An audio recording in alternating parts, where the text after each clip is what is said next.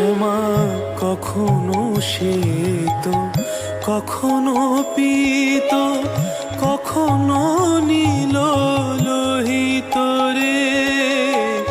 কখনো শ্বেত, কখনো পীত, কখনো নীল লোহিত রে।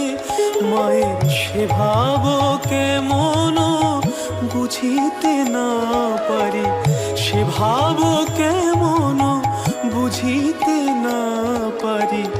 ভাবিতে জনম গেল রে, শ্যামা মা কি আমার কালো, শ্যামা মা কি আমার কালো রে, শ্যামা মা